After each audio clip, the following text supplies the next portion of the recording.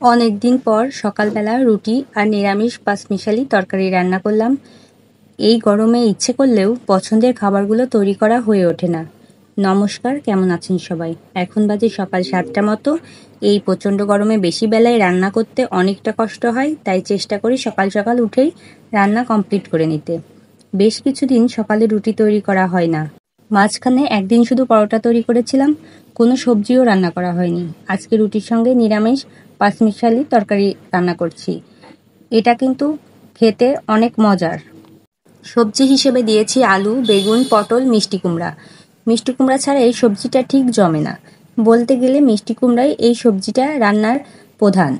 কথা বলতে বলতে সবজি রান্নাও হয়ে গিয়েছে, শুধু এখন গরম মশলা বাটা দিয়ে মিশিয়ে নামিয়ে নেব।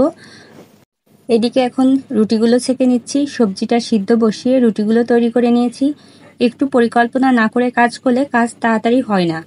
এই গরমে যত তাড়াতাড়ি রান্না কমপ্লিট করা হয় ততটাই ভালো। ফ্যানের নিচে বসলে গরম কমই লাগে, কিন্তু রান্নাঘরে অতিরিক্ত মাত্রায় গরম। আমরা সকালের খাবার শেষ করতে না করতেই মেয়ের বায়না, সে স্নান করবে। এই গরমে বাচ্চাগুলোও বিরক্ত হয়ে যাচ্ছে। গরমের দিনে সকাল সকাল স্নান করলেও তেমন একটা সমস্যা হওয়ার ভয় থাকে না। আবার মেয়েও নাছোড়বান্দা, তাই আগে স্নান করিয়ে তারপর সকালের খাবার খাইয়ে দিচ্ছি। মেয়েকে খাওয়ানো শেষ করে দুপুরের রান্নাটা সেরে নেব। দুপুরে রান্না করব লাউ দিয়ে কলাইয়ের ডাল। কলাইয়ের ডাল আর লাউ দুইটাই কিন্তু ঠান্ডা জাতীয় খাবার। গরমকালে ঠান্ডা টাইপের খাবারগুলো অনেকটাই উপকারী, তবে কলাইয়ের ডালটা কিন্তু শীতকালেই বেশি টেস্টি লাগে। ডাল রান্না হয়ে গিয়েছে, নামিয়ে নিচ্ছি। আর এদিকে ওভেনে রান্না করে নেব নারকেল দুধ দিয়ে পটল।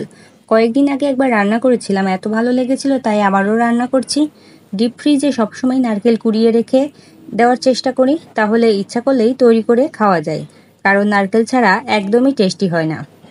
নারকেলে দুধ দিয়ে রান্না করলেই এর আসল মজা পাওয়া যায়। স্মেলটা এত ভালো লাগে। প্রথমে পটলগুলো ভেজে তুলে নিলাম, তারপর ওই তেলেই ফোড়নগুলো দিয়ে একটু ভেজেই দিয়ে দেব জিরা আর আদা বাটা। জিরা আর আদা বাটা দিয়ে কিছুক্ষণ কষিয়ে নেব। আর এদিকে মরিচ বাটতেই ভুলে গিয়েছিলাম। আদা আর জিরা বাটা তেলের ওপর দিয়েই মনে পড়েছে যে মরিচ বাটা হয়নি। এদিকে মশলার মধ্যে আমি পরিমাণ মতো লবণ আর হলুদ দিয়ে নিলাম, দিয়ে আবারও কিছুক্ষণ কষিয়ে নিচ্ছি। তারপর দিয়ে দেব মরিচ বাটা। আর এখানে আমি কোনো শুকনো মরিচ দিচ্ছি না, কাঁচা মরিচই যেগুলো পেকে গিয়ে লাল হয়ে যায় সেগুলোই বেটে দিয়ে দিলাম। মশলা কষানো কমপ্লিট হয়ে গিয়েছে, এখন দিয়ে দিলাম ভেজে রাখা পটলগুলো। এখন মশলা আর পটলগুলো ভালোভাবে কিছুক্ষণ মিশিয়ে নেব। মিশিয়ে নিয়ে তারপর দিয়ে দেব নারকেল দুধ। এবার 3 থেকে 4 মিনিট মতো জাল করলেই ঝোল গাঢ় হয়ে আসবে, তারপর নামিয়ে নেব। তাহলে আজকে ভিডিওটি এখানেই শেষ করছি। সবাই ভালো থাকবেন, সুস্থ থাকবেন। সবাইকে টাটা, বাই বাই।